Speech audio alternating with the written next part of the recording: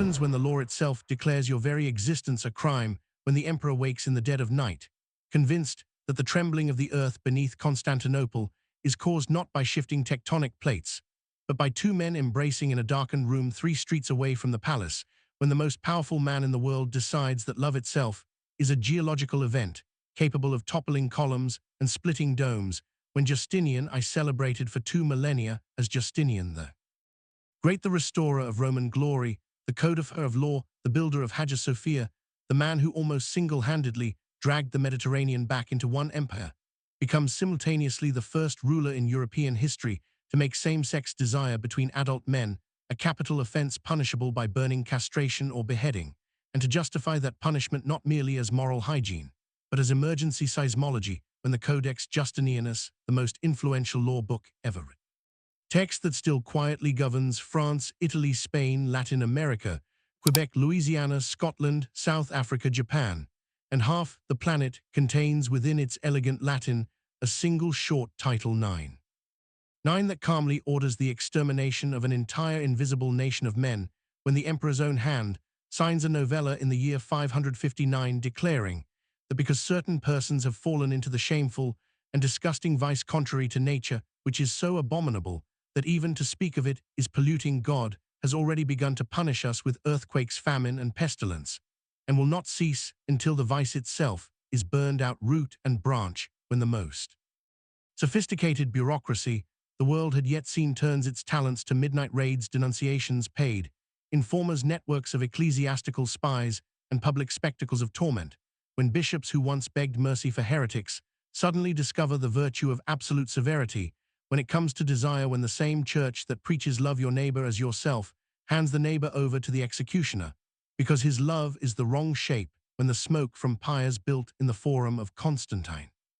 drifts across the Bosporus and stains the marble of Hagia Sophia, while the emperor watches from the imperial balcony convinced he is saving the city, when Procopius, the official court historian who spent his days praising Justinian's wars and buildings, spends his nights writing a secret manuscript in which he calls the emperor a demon in human form who destroyed bodies and crushed souls beyond recognition, when the law does not merely punish acts, but criminalizes identity itself. So, man can be arrested not for anything he did last night, but for the way he looked at another man across a tavern table 10 years earlier, when the empire that prided itself on being the new Rome, the civilized Rome, the Christian Rome, proves itself capable of a cruelty that pagan Rome never imagined, when the same Justinian who sent Belisarius to reconquer Africa, and Italy sends secret police to reconquer bedrooms, when the Empress Theodora, once a dancer rumored to have performed lewd acts with geese on stage before her conversion, now stands beside her husband as he orders other bodies exposed, humiliated, and destroyed, when the legal texts themselves betray embarrassment, the Latin phrases growing convoluted and indirect, as if the scribes could not bear to write the thing plainly, when the punishment is deliberately chosen to echo the fate of Sodom fire for those who would repeat Sodom's crime, when the law explicitly says that burning is required, because only fire can purify the pollution that threatens to drag the entire cosmos into ruin, when men of every rank, senators, generals, priests, monks, actors, bathhouse attendants, soldiers, sailors, scholars, are suddenly vanishing from the streets of Constantinople, Antioch, Ravenna, Thessalonica, and Alexandria, when families discover that denouncing a son or brother brings financial reward and social rehabilitation, when silence becomes complicity, and speech becomes treason, when the empire's most famous legal monument becomes simultaneously its most effective instrument of terror, when the same code that protects widows and orphans orders the extermination of lovers, when the emperor declares that God speaks through earthquakes, and only blood can quiet him, when the church that once hid in catacombs now builds pyres in public squares, when the crowd is forced to watch not out of bloodlust, but because the state has decided that collective witnessing is part of the cleansing, when a man's last sight is the face of his lover already dead. On an adjoining stake, when the executioner is paid extra to keep the fire low and slow, so the lesson lasts longer, when the ashes are scattered into the sea, so that no relic, no memory, no possibility of martyrdom remains, when exile is offered as mercy. But exile means being shipped in chains to a desert monastery, where the abbot has been instructed to starve the body and break the spirit, when public penance requires a man to stand for hours in the hippodrome wearing only a hair shirt, while the crowd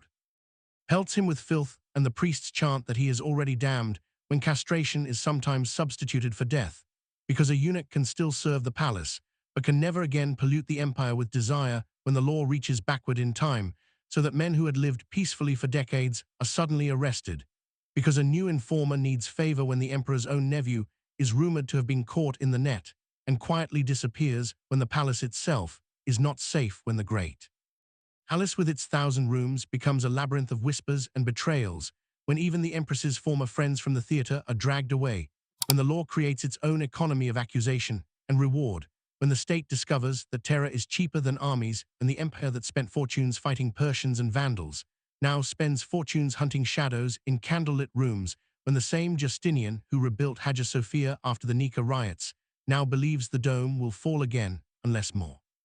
permanently, unless every hidden desire is torn out, when the law explicitly says that these crimes cry out to heaven like the blood of Abel, and therefore the earth itself opens its mouth, when the emperor signs the decree with the same hand that signs treaties and consecrates churches, when the church fathers who once argued about the nature of Christ now argue about the most efficient way to burn a human body, when the empire's greatest legal minds, Tribonian John of Cappadocia, spend their genius not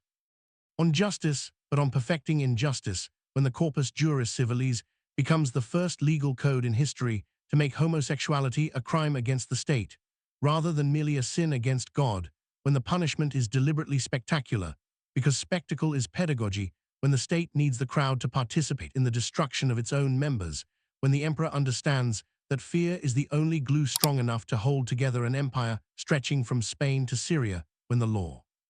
creates a new category of human being, the person whose very existence is criminal, when the empire that once tolerated Hadrian and Antoninus now cannot tolerate two soldiers sharing a blanket, when the same society that produced the most exquisite mosaics, the most delicate poetry, the most intricate theology now produces the most systematic persecution, when the smoke from the pyres drifts into the churches, and the priests preach that the smell is the cleansing incense of God's wrath, when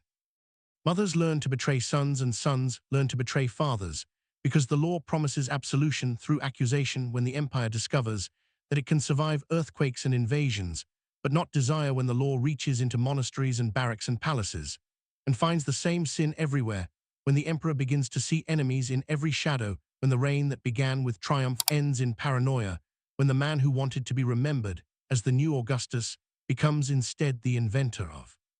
theocratic totalitarianism, when the law that was meant to save the empire becomes the proof that the empire is already lost, when centuries later lawyers in Paris and Edinburgh and Tokyo still quote Justinian's beautiful phrases about justice and equity, never noticing the bloodstains on the page, when the silence of the victims becomes perfect, because every voice was burned or exiled or terrified into muteness, when the empire that called itself eternal proves it can kill forever, when the emperor dies in 565 believing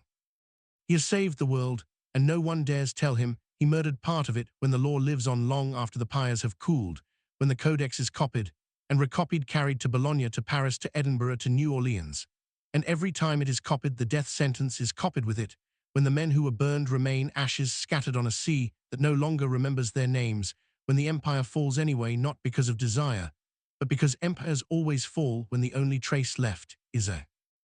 paragraph in a law book that still quietly kills, when the question is no longer how many died, but how completely a civilization can erase its own children, when the answer is written in the silence and in fire,